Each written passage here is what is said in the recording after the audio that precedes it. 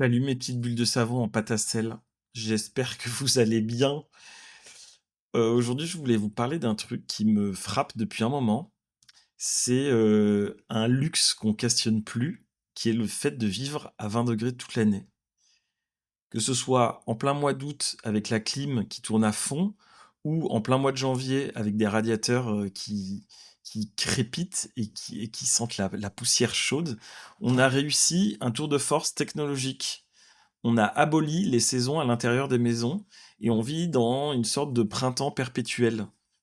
On a fait une espèce d'atmosphère complètement tiède, hyper stable et parfaitement calibrée. J'avais déjà parlé de la société du calibre et c'est un truc auquel je tiens et qu'on retrouve carrément dans la température de nos maisons.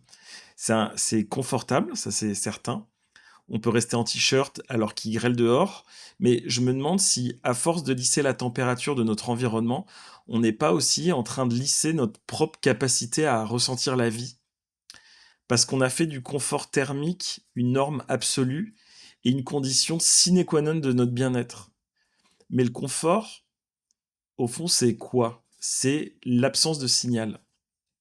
Quand t'as ni trop chaud ni trop froid, bah ton corps il finit par s'effacer parce que tu ne reçois pas d'informations spécifiques sur ce qui se passe autour de toi. Donc tu sens plus ta peau, tu sens plus tes pores se rétracter ou s'ouvrir, tu sens plus ton sang circuler pour essayer de maintenir la température interne, etc.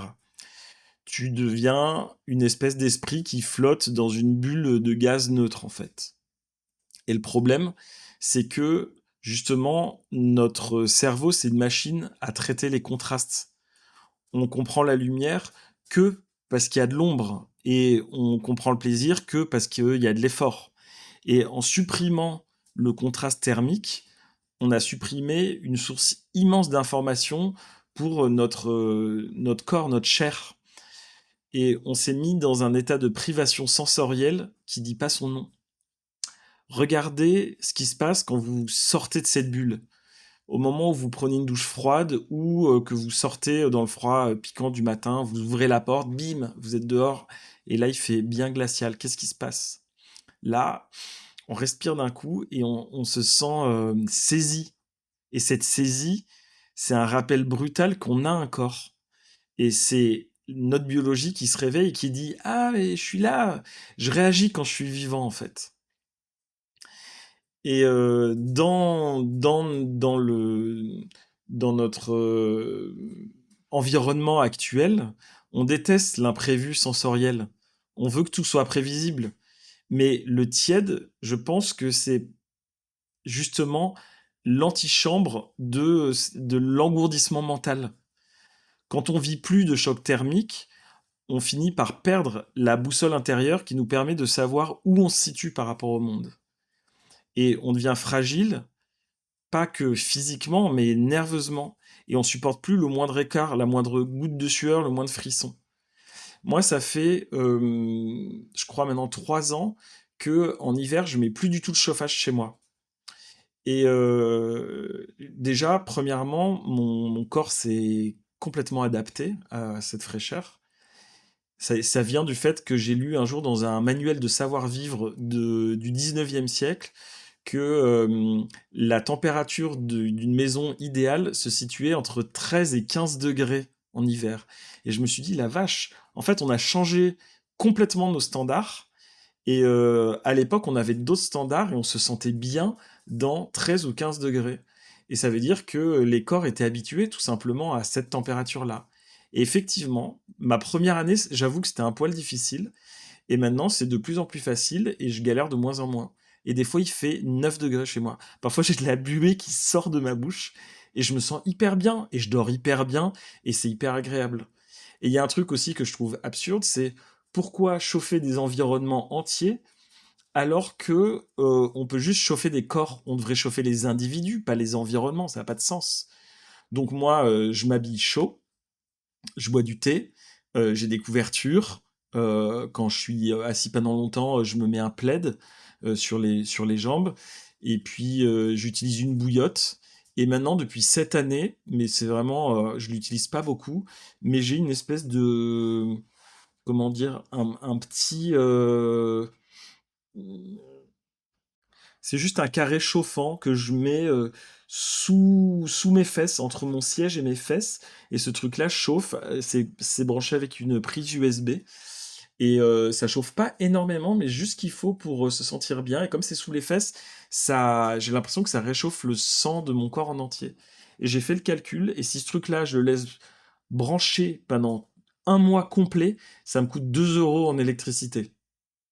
Et évidemment, je le laisse pas brancher tout le temps. Enfin, je le laisse brancher quoi, quelques heures par jour quand je suis devant mon ordinateur. Mais c'est même pas tout le temps, c'est quand vraiment j'ai froid. Et donc on n'a vraiment pas du tout besoin de chauffer les espaces. Et si vraiment on veut chauffer quelque chose, autant chauffer les corps. Et justement, moi, je trouve ça bien d'avoir froid en hiver et chaud en été, en fait. Je pense que le corps est fait pour ça et on ressent des choses et on existe un petit peu différemment. Parce que dans les zones de frottement avec le climat, c'est là qu'on retrouve une forme de lucidité. Parce que le froid, ça te calme les pensées parasites, ça t'oblige à te concentrer sur l'essentiel, la respiration, le mouvement, et la chaleur, la vraie, celle qui nous accable en été, elle nous oblige aussi à ralentir, à accepter une forme de passivité organique, à lâcher prise sur le contrôle. Et ça, c'est des leçons de philosophie que le thermostat nous a volées, en fait. On cherche tous la sérénité dans les applications de méditation ou dans les bouquins, alors que je pense qu'il suffirait parfois juste de baisser le chauffage ou la clim et de sentir l'air frais sur sa peau ou l'air chaud. Et on a besoin de ces variations pour que notre esprit reste alerte aussi. Un esprit qui vit dans un environnement constant, je pense qu'il finit par s'endormir et il finit par psychiser dans le vide parce qu'il n'a plus rien à traiter qui vienne du dehors. Je parle souvent de la psychisation, mais je pense que c'est une notion hyper importante justement. Donc n'ayez pas peur d'avoir un peu froid ou un peu chaud. Ne cherchez pas systématiquement à gommer la météo dès que vous passez le pas de votre porte, mais laissez votre corps faire son boulot en fait. Laissez vos capteurs s'affoler un peu. Et c'est ce qui permet de garder le contact avec la réalité et notre condition de mammifère. N'oubliez pas qu'au début, on n'a même pas de vêtements, hein, normalement. Alors certes, on a moins de poils pour certains, mais normalement, on n'a même pas de vêtements. Et c'est en acceptant de grelotter un peu le matin qu'on apprend à vraiment savourer la chaleur du soleil quand il finit par percer. Et c'est dans ce balancement, dans ce refus du tiède, qu'on plante les graines d'une conscience un peu plus sage et un peu plus vraie. Et je pense vraiment que c'est que dans ce genre de zone de contraste que peut réellement pousser une forêt.